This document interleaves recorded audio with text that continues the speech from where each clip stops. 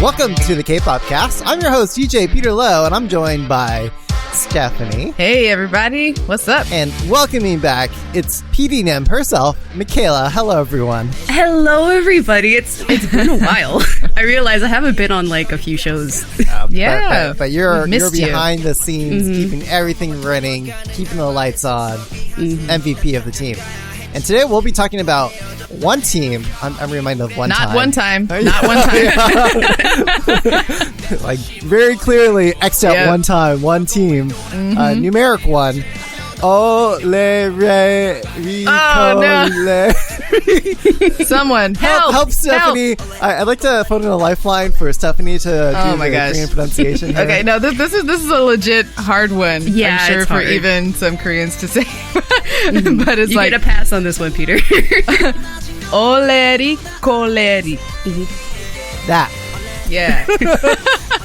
All right, so yes, you heard the song. It's kind of a fun little tongue twister. ULLAELI KKOLLAELI. We're going to be letting you know if this song by one team is Daebak or not.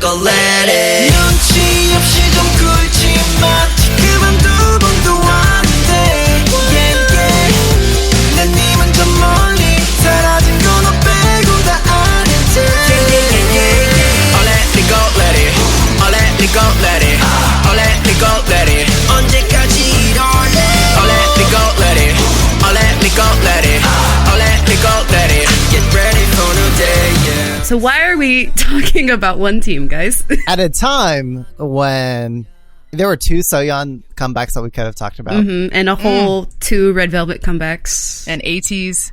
And ATs. YG's New boy multi-member group. boy group. Yeah. Treasure. Many members in the boy group. Taemin also came out. Oh my god, comeback. yes. Completely forgot about that. Jessie. Jessie. Yeah, these are some genuinely good songs. But yeah, hard hitters, heavy hitters. This was the interesting song, you know. Like if we're here to elevate the discourse of K-pop, we clearly got to talk about the goofy stuff. Yeah, like it's this interesting material that I think we were looking at what was available to talk to us and like, oh, this is the most interesting. Yeah, out of the bunch. Yeah, it's just so fun. Eric, who visited us in the Kpopcast Slack and pretty much summed up what we were all thinking. He said that one team looked like they're genuinely having a good time in the music video. I could not agree that's more. That's why we're here. We got to talk about it. It's the carefree sounds of summer. If we had to carve out the evolution, like we talk about generations in K-pop, I'm thinking that this is the follow-on and the void that was left behind from Block B and Flying. This is that product hybrid child. That's a perfect combination. I can see for that. Comparison. Yeah, because I was thinking Stray Kids, but then again, like Stray Kids is basically kind of like Block B's sound. Yeah. And Stray Kids, I don't know. Stray Kids is I would love to get into the club. Banger. Bangers. Yeah. One team's they're not really like banging and clanging. They're more like chill hip hop. Well, one of their previous songs had a hook that was close to that. I had a chance to listen to their entire discography, and this was, I think we were just talking before the recording, Michaela. This is a different sound for this group too. Yeah. Yes. Yeah, because like I said, I think Rolling Stone India did an article about them, and they were talking about they put them actually in their 10 best K-pop debuts of 2019. So they actually have a lot of versatility in the fact that they range from like playful pastel hip hop to like dark neon drenched R&B kind of sounds. Yeah. So for the fans out there who maybe aren't as familiar with one team or who are drowning in all of the rookie groups and debuts and Road to Kingdom and all this stuff, like what sets apart one team from the rest of the pack? I mean, they're I said this, like they're a small group from a small label, but they just have such a solid discography. Like it's small. They've only been around for like little over a year, but just all of their songs are just so good. They have like 3 mini albums or something. Yeah, 3 EPs. And all these songs. And they debuted in March last year. Yeah, So they've already toured the U.S. The last group to perform here before quarantine hit. It got locked down. Yeah. And I was looking at their YouTube channel, and I mean, Michaela, you're probably more up in the scene of what all the rookie groups are doing social media wise, but I was impressed by the volume of content and different kinds that they're uploading onto YouTube. They are not only doing dance covers to show how good they are letting the fans suggest which songs they should dance to and like vote on it, because they say, you know, the mission is to check what style of one team that the fan club team one, what style team one likes. So here, vote, and then we'll do the dance for you. It's this really tight, really cool social media strategy. Yeah. When I saw them or looked at a couple of their videos and saw their pastel colored fashion and their hip hop sensibility, I thought, oh, maybe MCND is a cousin or a comparable group, just like visual wise and being playful and leaning into the high schoolboy vibe. Not trying to be adults just yet. Just fun, being fun, carefree, and that's what stands out to me in this music video in particular.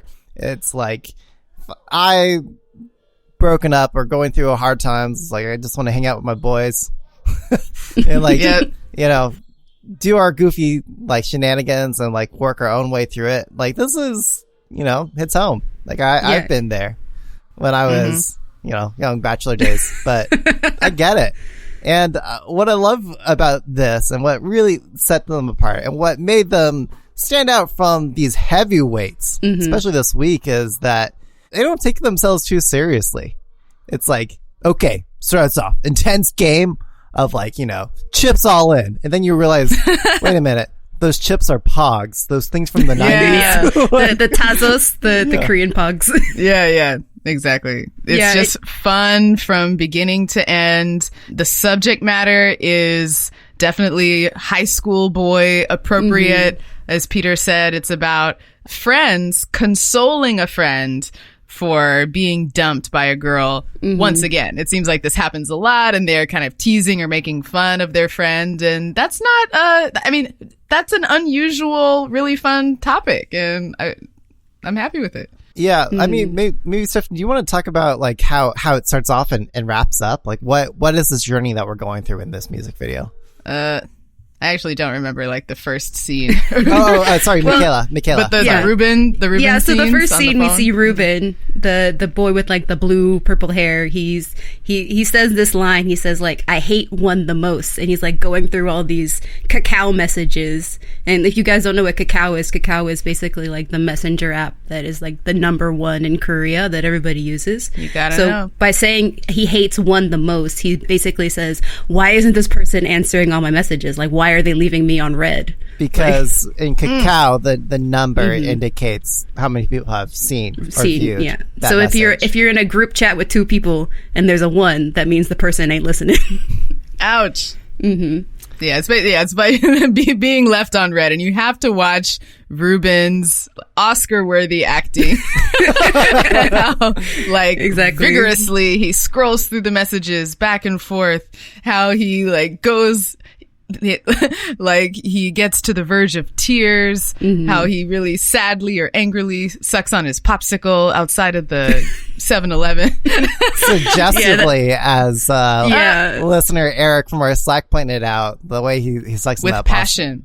Passionately sucks on that popsicle. Yeah, but that scene like serves as like the intro to the music video. He's a and cutie. Then we see it go through all the crazy fun times with the boys. Yeah, the fantasy. So the specifically like the lyrics that kind of like tell the story the most is like it's because again it's your boys comforting you after a breakup. So they're talking about specifically they say like, fine, cry all you want, let all the sadness out. You know, I know you loved her, but I guess she doesn't love you anymore. Haha. Yeah. So it's very like because Olleri Kolleri is like a taunt. It's like a childish kind of like na na na na na kind of thing. Like it's specifically like the English so kissing in the tree, like it's that kind of like KISSING. Yeah, so you would be like Olleri Kolleri, and then you would say the names of like the people who are like in like a something or whatever. So it'd be like, oh, Kim Taeyong and Yeontan 좋아한대요 or whatever, like they love each other. Yeah, I heard they love each other.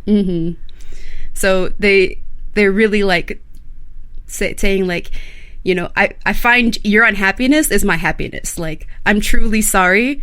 You know, I'm still your friend, but when I break up, you can also make fun of me too. I love that part. It's all in good fun because when the speaker gets dumped, they're gonna get teased again, and the cycle continues. But it does have this, like, again, it's super taunty, but it does have this nice conclusion because the chorus talks about, like, you know, "Olleri kolleri," so like, how long are you gonna be like sad like this? Are you gonna do this forever?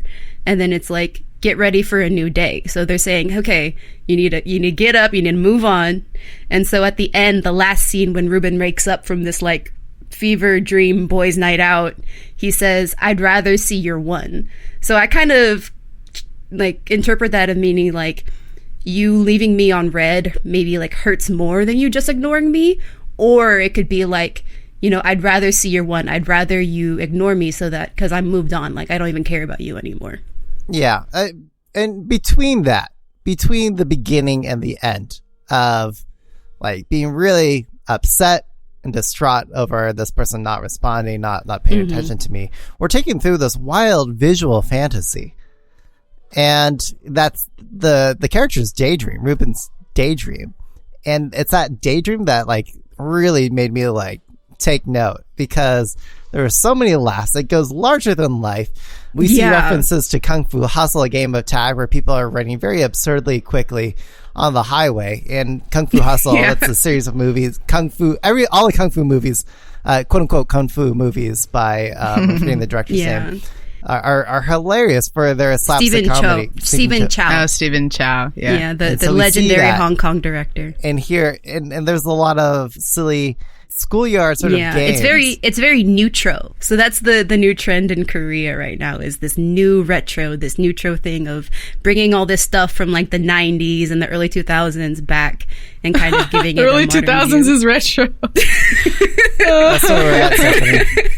Dang. But yeah, so you see them specifically like doing these like old school like Korean games. So like they do eraser wrestling in the beginning scene. They do, what is it?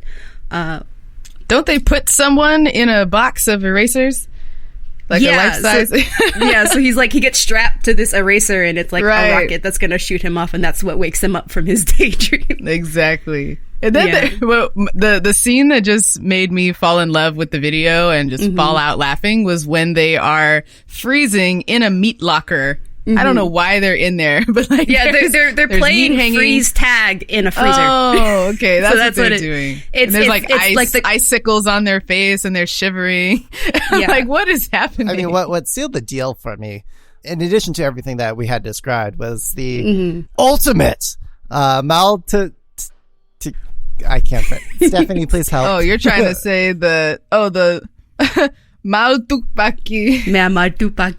Yeah, that's the game where it's like, it's a combination of like leapfrog and rock, paper, scissors. So you have like a bunch of people, like they like kind of, I don't know, how do you describe that? They're like human centipeding, and then the person in the front is standing up, and then so somebody jumps over the human centipede, lands on the back of the person who's in front of the person standing up, and then they do like a rock, paper, scissors, and the person and it's basically like a team battle. So if like they lose the rock, paper, scissors, then the one team loses.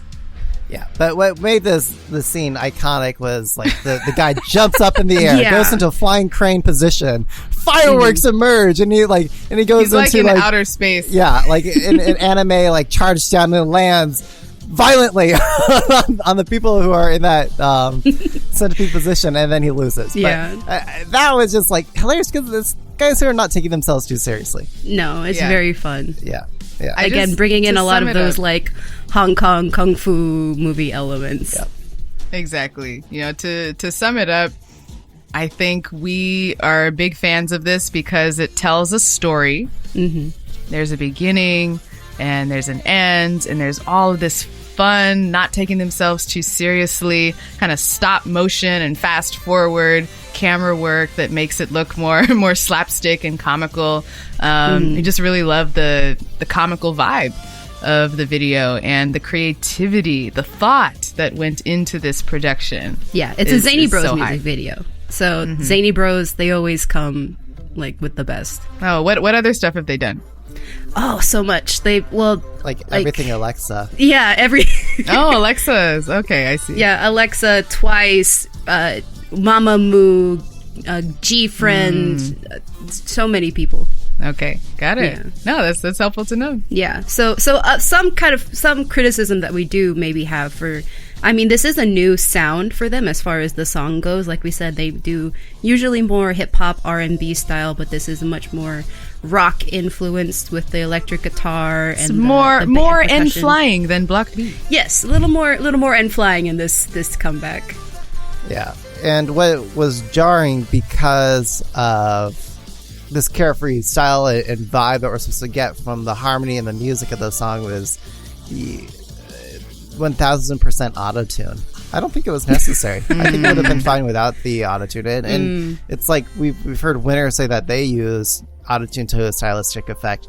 Yeah. Was this a stylistic effect? We know that they can carry without. Did the auto-tune add to this sound? Did it add to this style? It felt like a distraction. It felt like you've got grime on, like, I don't know. I just wanted to wipe it off, you know? Like let me see, let me appreciate that. I noticed auto-tune in a lot of their previous songs. Yeah, as well. So maybe that's just something the producer just slaps on there. Yeah, I do. I will disagree with you though, Peter, because I feel like the auto-tune, because like again, it's more of a rock file. We got this neutro, older kind of feel to the concept. So I feel like that grime, that kind of, I guess, grittiness helps the like sell the concept a little bit more, in my opinion.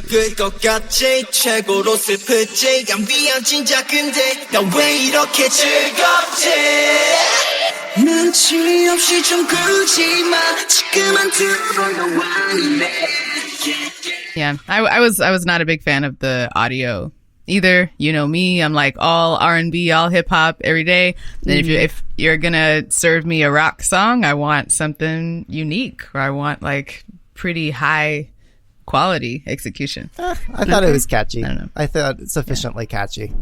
All right, so that all being said, it's that time for us to give our final scores. So taking into account everything we just discussed, everything we loved, everything we would have liked to see more of, what do we think about one team ULLAELI? No. I'm reading it wrong. Okay, I need to see the Korean. ULLAELI KKOLLAELI. ULLAELI KKOLLAELI. ULLAELI KKOLLAELI. What do we think about it? Daebak or not? Final score. Michaela first. It's a Daebak for me. Like I said, I am a big one team fan. They were my top rookie from last year. So this again is just a Daebak. Yeah, Daebak hands down for me as well. When you look at the spectrum of what you want to introduce to someone who's new to K-pop, you give them something familiar, something popular, something WTF, and then like what's to come. Exactly. This is the WTF of that portfolio. That realm. So give it to your first-time K-pop listeners for a WTF pick. Okay, Stephanie, what do you think? Maybe WTF pick should be our next episode format. I don't know Daebak what you're thinking. Or WTF. Yeah, I like that. Yeah, it's a Daebak for me as well. You know, just seeing the amount of thought, design, writing, storytelling, Oscar-worthy acting. I see you, Ruben. So cute. This is all of that adds up to a Daebak for me. Nice. Okay.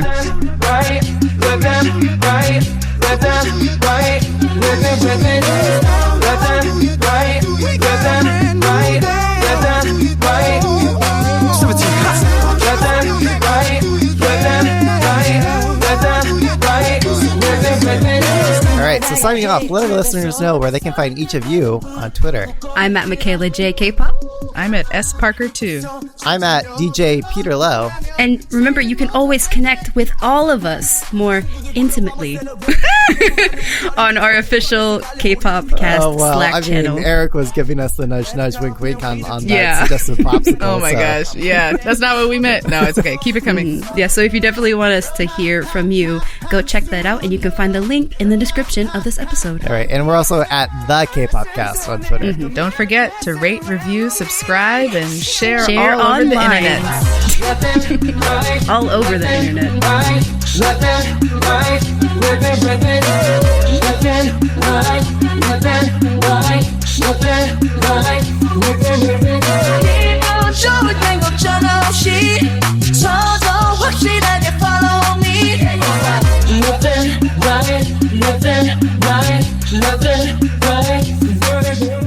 Yeah, if you guys haven't noticed, this is a slightly different format for us. We're going to try to experiment with getting shorter episodes. Yeah, no hit replays faster. this week. Yeah.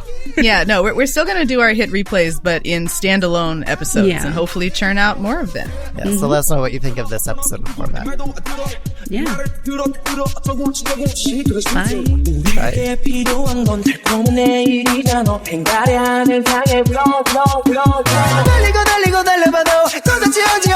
Bye.